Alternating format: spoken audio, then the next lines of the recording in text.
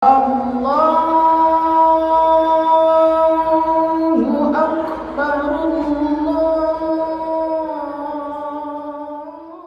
Assalamualaikum warahmatullahi wabarakatuh.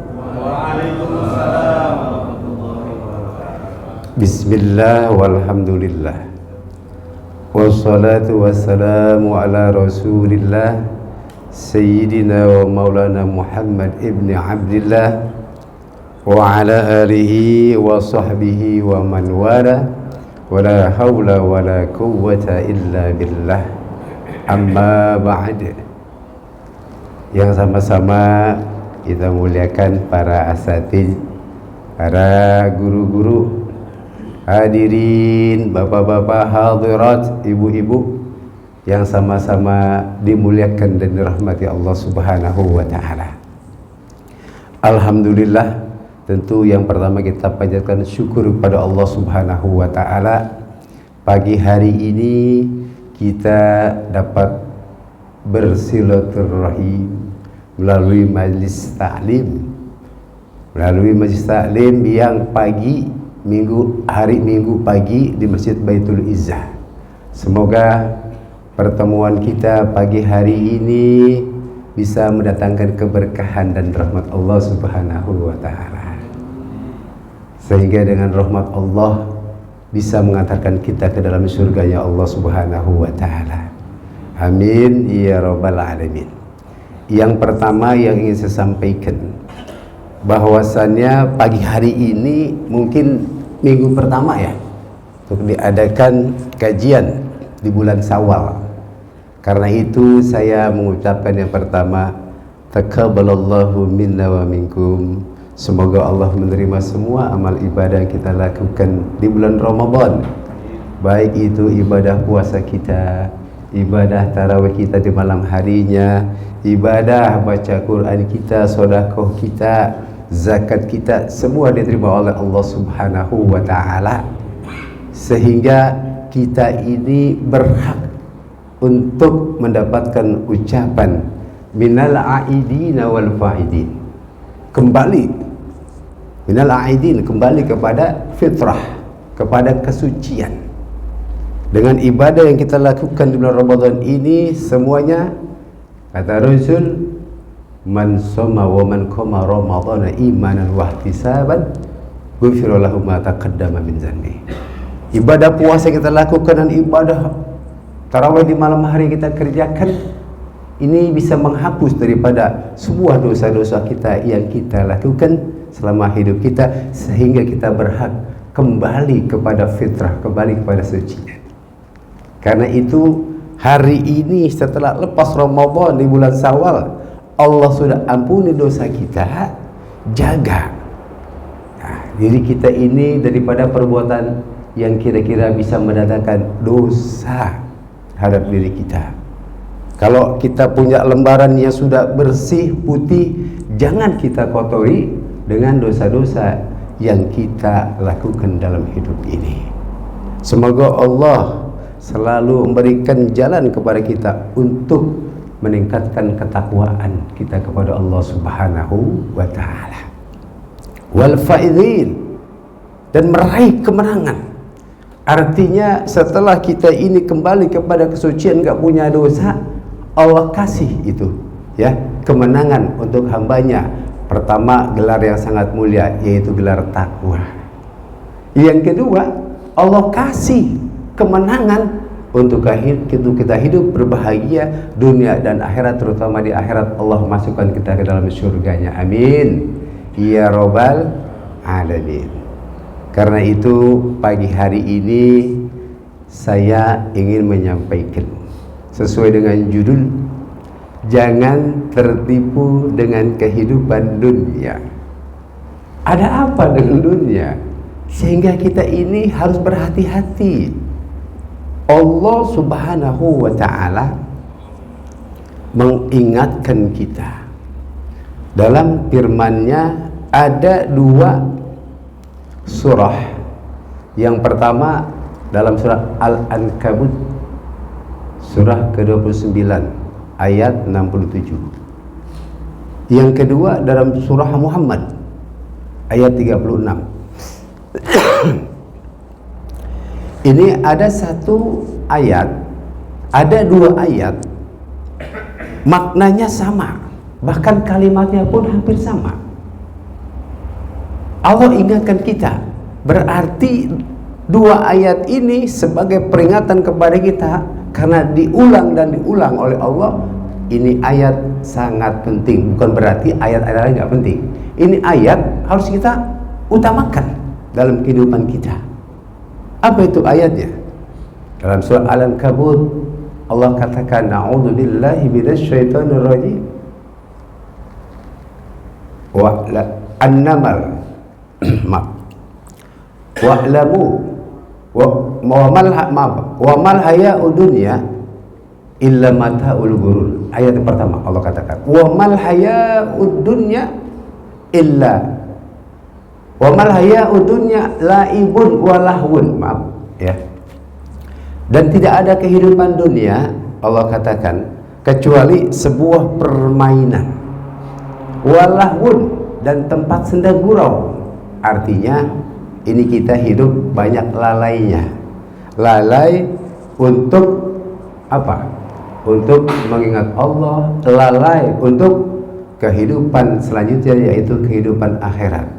Allah bilang tuh, dan di dalam ayat selanjutnya surah Muhammad ayat 36 Allah katakan, "Innamal haya'ud dunya la'ibun wa lahwun." Sesungguhnya kehidupan dunia itu hanyalah permainan, walahun, dan tempat senda gurau. Ayat ini hampir sama. Yang pertama, ya, wa mal haya'ud dunya la'ibun wa lahun. Yang kedua, innamal haya'ud dunya la'ibun wa lahun. Hampir sama ayat ini. Artinya penting Allah ingatkan bahwa hati-hati, hidup dunia ini hanyalah permainan. Bapak-bapak, ibu-ibu, ya, kalau ada satu permainan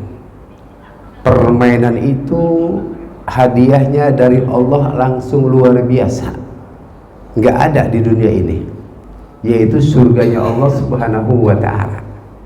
Kita mau apa saja, ini Allah kasih hadiah dalam permainan ini. Bagi orang-orang yang menang, Allah kasih surga. Kita mau apa saja Allah berikan. Mau makan yang nikmat-nikmat, nggak pakai susah payah kita beli, Allah sudah siapkan. Meminumnya lezat-lezat, kita inginkan, nggak perlu keluar uang, Allah sudah siapkan. Dan makan sebanyak-banyaknya, minum sepuas-puasnya. Kita itu tidak pernah yang namanya makan sekenyang-kenyangnya buang air besar. Enak gak kira-kira? Kalau di dunia kita makan banyak sate, kira-kira makan yang nikmat, kita BAB gak? BAB pengen tahu, kita makan banyak gak BAB 3 bulan? Bahaya gak buat kita? Gak usah 3 bulan, 1 bulan kita gak buang air besar, sakit kita. Di surga kita makan sekenyang-kenyangnya, kita minum sepuas-puasnya. Kita nggak ada yang namanya buang air besar, nggak ada buang air kecil. Kenapa? Karena di surga nggak ada WC. Di surga ada WC nggak? Nggak ada. Kalau ada WC berarti surga kotor, betul? Nggak ada. Kita nggak pernah sakit. Masya Allah. Coba kita makan di sini, makan sate kambing 50 tusuk sekali makan, mungkin kita sakit. Ada yang darah tinggi, ada yang kolesterol, betul nggak? Tapi di surga kita makan sebanyak-banyak makanan yang Allah siapkan, nggak ada kita rasa sedikit pun. Ini Allah siapkan bagi orang-orang yang menang dalam permainannya di dunia. Nah, sekarang ini kita sedang ada di dunia, sedang ada dalam permainan, dalam satu pertandingan di mana kita harus menang, betul? Ada nggak kira-kira kalau ada pertandingan, enggak lah, saya mau kalah aja lah, nggak mau jadi pemenangnya? Ada nggak yang begitu? Nggak ada. pasti semuanya ingin jadi yang juara, ingin jadi pemenangnya. Karena itu, untuk menjadi pemenangnya, apa yang harus kita kerjakan? Apa yang harus kita lakukan agar kita menjadi pemenangnya dan mendapatkan hadiah langsung dari Allah, yaitu surganya Allah Subhanahu wa ta'ala. Allah berfirman dalam surat Al-A'la ayat 15 dan 16 yang tadi Imam baca. Allah berfirman, Bismillahirrahmanirrahim, qad aflaha, sungguhlah mendapat keberuntungan, sungguhlah mendapat kemenangan. Man, kata Allah, siapa? Yang pertama, tazakka, orang yang membersihkan dirinya dengan berzakat. Zakat, saya mau bertanya, zakat yang mengeluarkan manusia bukan? Manusia, betul. Yang menerima manusia bukan? Manusia. Artinya dengan wasilah zakat yang kita kerjakan, Allah minta agar kita menjaga hubungan baik sesama manusia.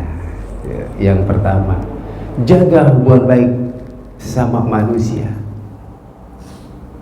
Pengertian zakat yang lebih luas adalah Allah minta kepada kita agar kita bisa menjaga hubungan baik sesama manusia.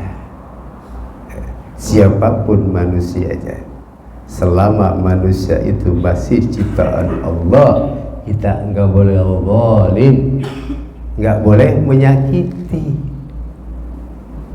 Nah, seperti yang terjadi di Israel sana. Itu kafir harbi, ya, kafir yang jahat. Itu perbuatan sangat-sangat melampaui batas. Masya Allah, luar biasa, ya. Karena itu siapapun, Allah katakan masih ciptaan Allah yang namanya manusia, nggak boleh kita menzalimi. Tapi kalau ada kafir harbi, kafir yang jahat, boleh nggak kita lawan?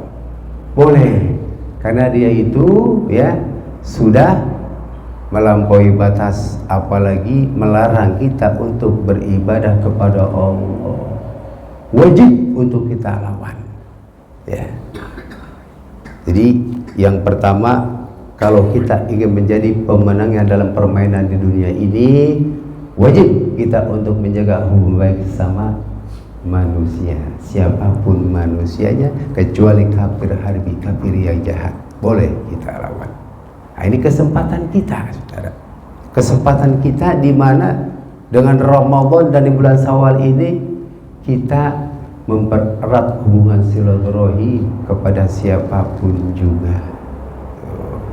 Karena yang namanya nanti di akhirat, Bapak Ibu, yang paling banyak tuntutan demi tuntutan dan tuntutan adalah tuntutan yang paling banyak, tuntutan sesama manusia. Hati-hati ini. Kita menganggap diri kita ini udah baik saja, udah benar saja, karena kita menjauh baik kepada Allah, tetapi kita masih punya dosa sesama manusia, maka menjadi penghalang kita untuk langsung masuk surganya Allah Subhanahu wa ta'ala. Nah, diadili dulu. Ada orang mau masuk surga, udah tahu-tahu ada tuntutan, ya Allah, ini bulan selama hidup di dunia dia masih punya dosa kepada saya dizalimi kepada dia. Dipanggil, di situ tidak ada kebohongan lagi. Ternyata benar dia pernah zalim dan tidak diselesaikan selama dia hidup di dunia, maka menjadi ya terhambatnya orang tersebut masuk ke dalam surganya Allah Subhanahu wa ta'ala. Jadi hati-hati. Maka ingat-ingat hidup di dunia. Saya pernah ambil hak orang lain, kemudian belum saya minta dihalalkan, belum saya kembalikan. Kalau kita ada uang sesuai dengan apa yang kita ambil, kita kembalikan. Kalau nggak ada, kita minta dihalalkan, minta diikhlaskan.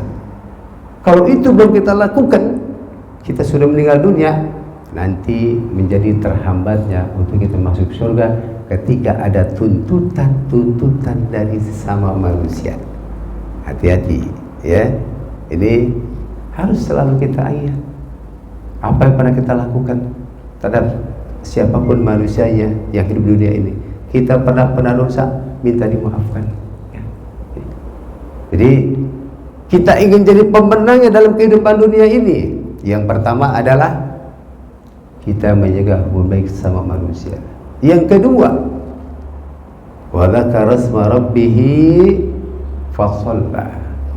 Dan orang yang menang dalam permainan dunia ini, yang kedua menjaga hubungan baik kepada Allah. Dia ingat nama Tuhannya, lalu dia menjaga hubungan baik kepada Allah, yaitu dengan cara apa? Solat yang Allah perintahkan dalam kehidupan kita, wajib hukumnya. Dan orang yang menjalankan perintah solat, mulia kedudukannya di hadapan Allah Subhanahu wa ta'ala. Sangat mulia. Karena solat ini diperintahkan Allah kepada makhluk yang mulia di tempat yang sangat mulia ketika Nabi Isra Mi'raj. Maka dari itu orang yang melakukan, yang mengerjakan solat wajib 5 waktu menjadi mulia di hadapan Allah Subhanahu wa ta'ala. Lalu kita berbicara solat yang bagaimana, yang kira-kira bisa memuliakan kita dan menyelamatkan kita hidup dunia dan akhirat. Apakah solat yang kita lakukan itu seperti yang dikatakan dalam kitab fikih, suatu pekerjaan yang diawali dengan takbir dan diakhiri dengan salam, cukup sampai di situ? Tidak, saudara. Tidak. Jadi yang pertama, secara syariat kita jaga dengan cara yang kita lakukan, dengan cara yang dikerjakan oleh Rasul. Sallu kama ra'aitumuni as-shalah. Salatlah kamu sebagaimana salat aku, kata Rasul. Bagaimana salat Rasul? Rasul menjaga pertama dari mulai wudu'nya. Wudu', kita kadang-kadang wudu'nya ini sembarangan, Pak. Ini imam ya sudah mulai baca Al-Fatihah, kemudian baca surah, kita baru sampai wudu'nya, kadang-kadang orang buru-buru, Pak, sembarangan, nggak tertil. Ini dari wudu ya sudah harus wajib kita jaga, karena salah satu yang menjadi sah solat kita adalah syaratnya punya wudu. Wudunya yang baik, wudunya yang benar. Wudunya sudah baik dan benar, maka yang kedua adalah bacaan solat kita. Sebagaimana Allah Subhanahu wa ta'ala berfirman dalam Al-Ankabut ayat 43. Allah katakan, Bismillahirrahmanirrahim, utslu ma uhiya ilaikal kitab wa aqimis shalah inna sholata tanha 'anil fahsya'i wal munkar wa la dzikrallahi akbar Allahu ya'lamu ma tasna'un. Jadi Allah katakan dalam Al-Quran, salat yang bisa memuliakan kita, bisa menyelamatkan kita dari dunia sampai akhirat. Allah katakan, utslu, telaah, pelajari, ma'uhiya ilaikal kitab, apa yang sudah Allah wahyukan dalam kitab Al-Quran, yaitu bacaan solat kita perbaiki. Solat Al-Fatihah merupakan rukun solat, betul tidak? Kalau solat Al-Fatihahnya enggak benar, solatnya benar tidak? Solatnya enggak sempurna. Al-Fatihah wajib hukumnya, karena itu pelajari Al-Quran. Kita ini untuk belajar Al-Quran, Allah perintahkan dari mulai kita dilahirkan sampai kita menutup mata, wajib hukumnya untuk belajar. Belajar ini fardu kifayah atau fardu ain? Fardu ain. Wajib untuk kita belajar dari kecil sampai kita menutup mata, wajib untuk belajar. Karena itu kadang-kadang kita malas baca Al-Quran. Bulan Ramadan Al-Quran kita baca, bahkan berlomba-lomba berapa kali khatam dalam satu bulan. Betul. Di luar Ramadan banyak yang pensiun, banyak yang sudah tidak baca Al-Quran lagi. Enggak begitu. Jadi tarbiyah, pendidikan dalam Ramadan itu kita harus amalkan. Di luar bulan Ramadan, di 11 bulan yang akan datang sampai ketemu Ramadan, wajib untuk kita amalkan. Ini orang yang seperti itu puasanya berhasil. Kadang lagi puasa dia baca Quran, sabar, jujur. Di luar Ramadan hilang semuanya, nggak berhasil puasanya, nggak berhasil puasa. Jadi orang-orang yang berhasil itu puasanya ciri-ciri pertama adalah lebih meningkatkan ketakwaannya setelah mendapat pendidikan puasa di bulan Ramadan, nggak menurun takwanya. Kan Allah bilang hidup ini harus kita selalu muhasabah. Dalam surah Al-Hasr tuh Allah katakan, ya ayyuhalladzina amanu taqullah wal tandur nafsum ma qaddamat lighad wa taqullah innallaha khabirum bima ta'malun. Allah bilang, wahai orang-orang yang beriman, ya ayyuhalladzina amanu taqullah, bertakwalah kepada aku, kepada Allah dengan sebenar-benar takwa, menjalankan semua perintah Allah, meninggalkan semua larangan Allah di mana saja berada. Wal tandur nafsu, coba kamu lihat diri kamu, perhatikan diri kamu, sejauh mana ketakwaan kita kepada Allah. Disuruh kita itu introspeksi.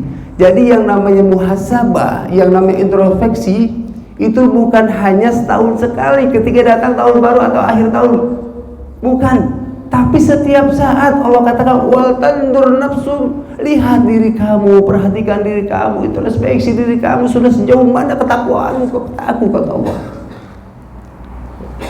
Allah tekankan itu, wattaqullah, dan bertakwalah terus kepada aku, kata Allah. Innallaha khabirum bima ta'malun, sungguh Allah mengetahui apa kita kerjakan. Inilah kesempatan kita. Ketika kita selesai Ramadan, selesai puasa, terus kita tingkatkan ketakwaan kita kepada Allah. Terus perhatikan diri kita, kita jangan perhatikan orang lain. Kadang-kadang kita, orang lain punya kesalahan, kita tahu, betul. Bahkan kita nilai dirinya kurang baik. Tapi kita punya kesalahan, kita enggak introspeksi diri, bahkan kita nyantai saja, lalai daripada taubat. Salah kita. Padahal kata Rasul sebuah hadisnya, orang yang pandai al-kayyis mandana nafsahu, orang yang pandai, orang yang pintar adalah orang yang menilai dirinya sendiri, gak menilai orang lain. Ini kadang-kadang kita ini orang punya kesalahan, pintar kita koreksi. Di komen, apalagi sekarang nih jamu pilpres, ya Allah, ada calon begini, ya, dibongkar aibnya, kita senang baca, senang dengerin. Jauhkan ya seperti itu, kotor hati kita. Lebih baik kata Rasul, kalau kamu jadi orang pandai, nilai dari kamu. Al-kayyis mandana nafsu, introspeksi diri kita. Jangan orang lain punya kesalahan, kita pinter, jangan, ya. Udah, yang begitu-begitu, ada grup kirim begini, hapus, nggak usah didengerin, ngotorin hati kita, hapus, nggak usah. Kita menjadi orang, diri kita sendiri kita nilai sudah baik ya. Ya Allah, dari bangun tidur saya melakukan pekerjaan ini, ya Allah, saya punya dosa. Kita muhasabah, bertobat kita malam hari. Kita mohon pertolongan Allah, perlindungan Allah, banyakin istighfar dalam hidup ini agar Allah jauhkan kita daripada azab. Azab itu banyak, lalai daripada mengingat Allah azab, betul. Bukan azab itu langsung dikumpak bumi, itu azab Allah, bukan. Sakit itu orang bilang, salah. Ketika kita lalai untuk mengingat Allah, itu merupakan azab buat kita. Jauh daripada kebaikan, merupakan azab buat kita. Masya Allah, yang seperti kita mohon kepada Allah dalam banyak istighfar. Allah katakan, wa makana Allahu mu'adzibahum wa hum yastaghfirun. Dan selama mereka masih beristighfar kepada aku jauhkan daripada azab. Banyakin istighfar. Rasul istighfar tidak kurang dari 100 kali, padahal Rasul sudah dijamin untuk masuk surga. Kita siapa yang jamin masuk surga? Kalau punya dosa udah diampuni oleh Allah. Dosa kita banyak kepada Allah, tapi nggak mau istighfar. Masya Allah. Maka mintalah pertolongan kepada Allah. Iyyaka na'budu wa iyyaka nasta'in. Agar banyak istighfar, mohon ampun. Kalau kita udah banyak istighfar, udah bertaubat, kita masih melakukan dosa, ya. Terus jangan segan-segan untuk bertaubat. Bikin dosa lagi, jangan segan-segan untuk bertaubat. Tobat lagi. Sayyidina Ali bin Abi Thalib pernah ditanya oleh sahabat, wahai Amirul Mukminin, kalau ada orang sudah bertaubat, sudah istighfar kepada Allah, lalu dibikin dosa, apa kata Sayyidina Ali? Terus tobat sampai iblis bosan godain kita. Masya Allah. Terus bertobat, karena manusia itu al-insan makan khotob manusia, tempatnya lupa dan salah. Kalau dia lupa sehingga dia berbuat salah, maka cepat taubat. Setiap malam kita introspeksi diri, ya, banyakin taubat. Ingat kepada Allah bahwa kita ini akan kembali kepada Allah. Apa yang sudah kita persiapkan hidup di dunia singkat ini untuk menghadap Allah Subhanahu wa Ta'ala. Kebanyakan kita ini lupa, lalai dari mengingat kehidupan selanjutnya. Maka dikatakan batu sirunal hayatad dunya wal akhiratu khairu. Padahal kehidupan dunia itu, kehidupan akhirat itu lebih baik daripada kehidupan dunia, bahkan kekal di dunia, di akhirat, tapi kita ini lalai dengan kehidupan akhirat. Yang selalu kita pikirkan dunia. Saya minta maaf ini agak batuk karena memang kebetulan baru sampai saya dari Jawa Timur tadi pagi, ya, baru sampai langsung ini, jadi masih agak batuk. Minta maaf, belum istirahat Pak. Ya, mudah-mudahan yang saya sampaikan ini, ya, ini pernah saya bahas kalau nggak salah di salah satu masjid. Banyak artinya yang kembali untuk banyak-banyak bertobat, banyak-banyak istighfar, ya. Jadi jangan sampai kita ini lupa, lalai dengan kehidupan akhirat. Kita banyak istighfar kepada Allah. Karena apa? Karena dunia ini adalah, ya, menipu dengan kehidupan kita. Sehingga Allah katakan tadi yang saya sampaikan di dalam, ya, pertama, wa mal hayatud dunya illa mata'ul ghurur. Tidak ada kehidupan dunia kecuali kehidupan yang menipu. Hati-hati ini. Yang sampai kita tertipu hidup di dunia. Yang pertama, jaga hubungan baik kepada Allah, jaga hubungan baik sama manusia. Itu kuncinya, agar kita menjadi pemenang dalam kehidupan di dunia ini, sehingga Allah kasih hadiah buat kita, yaitu surganya nanti di akhirat. Tuh. Amin ya rabbal alamin. Dan kehidupan nanti di akhirat itu khalidina fiha abadan, selama-lamanya abadi. Tidak ada yang namanya kita sakit lagi, tidak ada yang namanya kematian lagi, karena kehidupan dunia inilah, ya, tempatnya kita banyak-banyak, ya, mengingat Allah. Yang terakhir yang ingin saya sampaikan, bahwa banyak orang sekarang ini tertipu dengan kehidupan dunia. Karena apa? Karena hubud dunia, karena cinta dunia sehingga dia lupa kehidupan sesungguhnya, yaitu kehidupan di akhirat.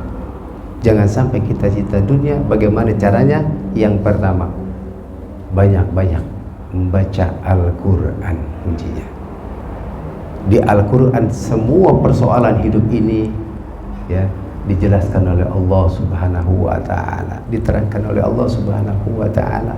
Maka siapapun manusianya, kalau dia kembali kepada Al-Quran, Al-Quran dijadikan imam dalam hidup ini, pasti, bukan insya Allah, pasti dia akan selamat, bukan hanya akhirat tapi dunia dan akhirat, ya. Jadikan Al-Quran ini pedoman dalam hidup kita. Ingin selamat daripada tipuan dunia, kembali kepada Al-Qur'an.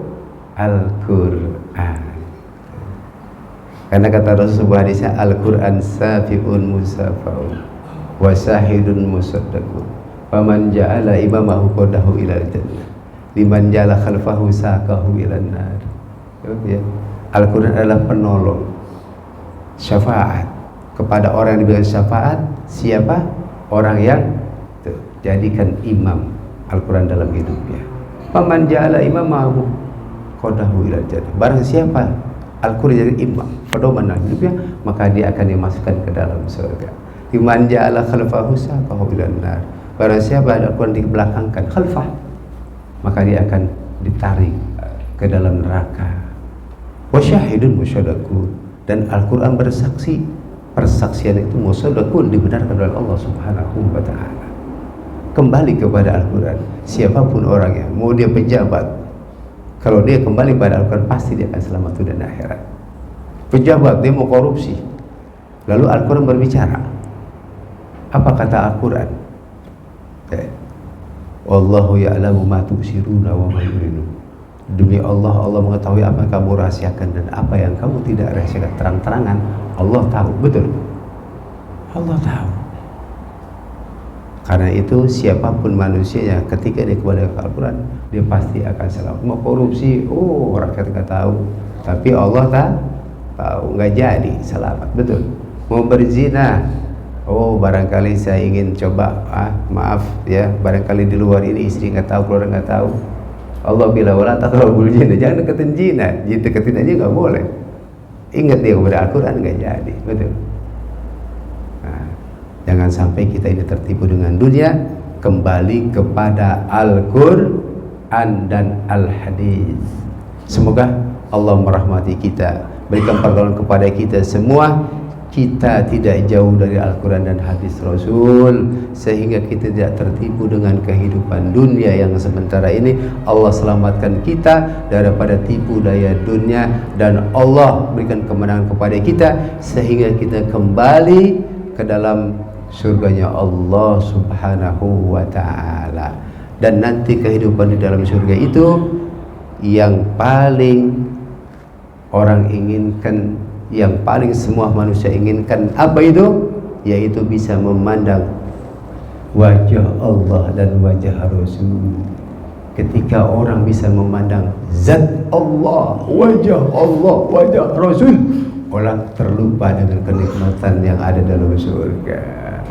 Betapa indahnya wajah yang kita rindukan, wajah Allah dan Rasul. Semoga kita diperkenankan oleh Allah Subhanahu wa ta'ala dalam surga nanti bisa memandang wajah Allah dan wajah Rasulnya. Amin ya rabbal alamin. Barangkali itu saja yang saya sampaikan.